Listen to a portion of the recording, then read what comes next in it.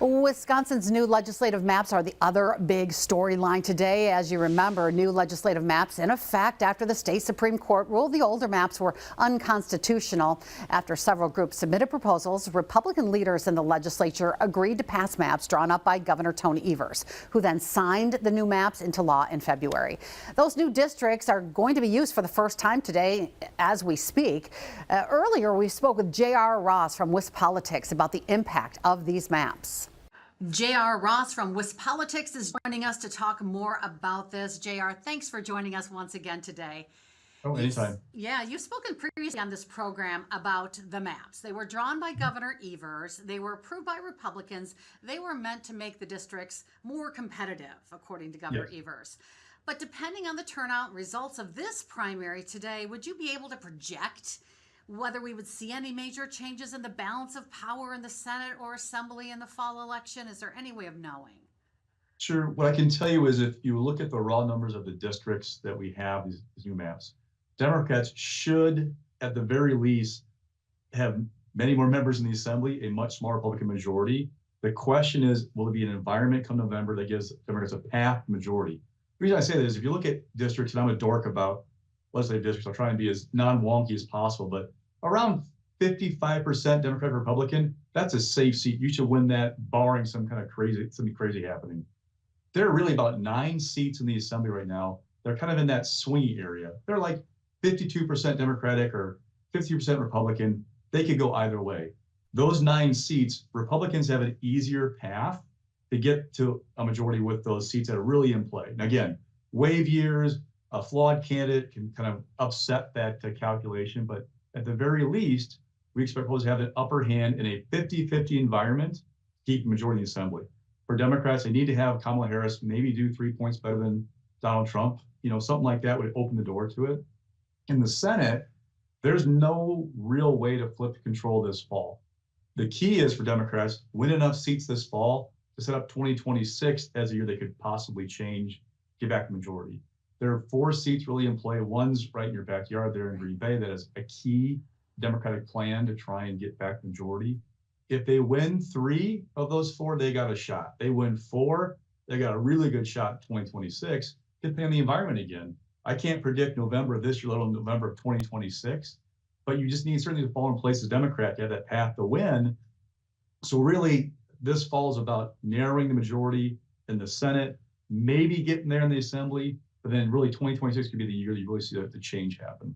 So with those referendum questions on the primary ballot today, does that give us an insight into November about turnout at all in some of those newer districts? Will people nerd out and be able to read into those districts and say, hey, this is how many people came out to vote for these things, even in a currently non-competitive district? The people I talk to aren't looking at those referendums as really an indicator of November, in part because Donald Trump's not on the ballot. Trump supporters come out for Donald Trump and not for much else. It seems like sometimes the Democratic kind of operation is try to organize people against the amendments.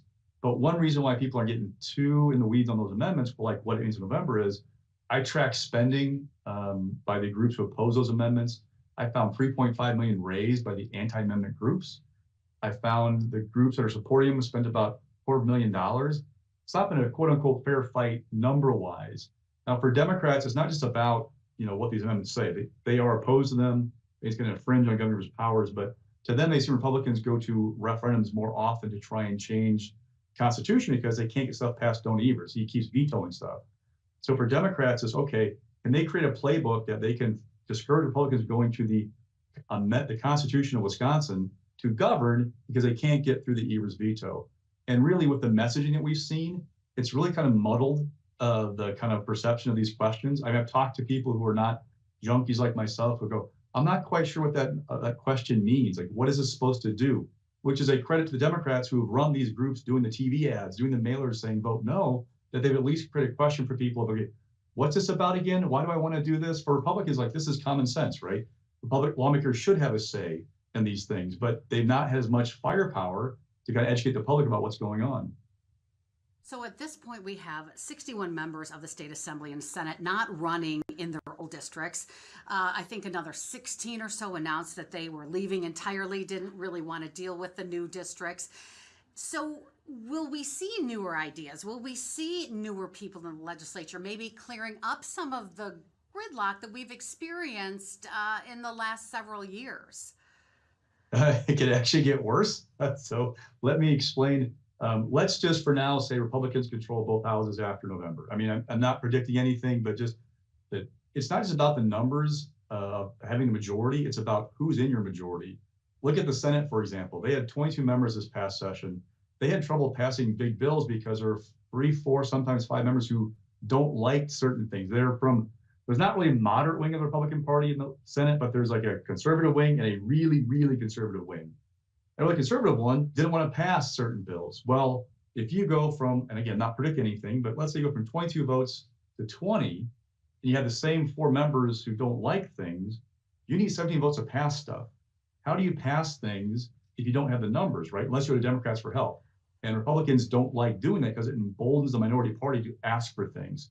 So for Republicans as well, again, not predicting anything, but if they're still in control of both houses, there'll be immense pressure on them to hold the line against Evers, whatever he wants to do. So you could see even more gridlock because they're a smaller number. They've got a harder time holding the line with their own troops. How do you get things done in that environment? It could be very challenging for them. JR, thanks for joining us once again. I'm sure we'll talk to you before November. We appreciate your time. They have a great night.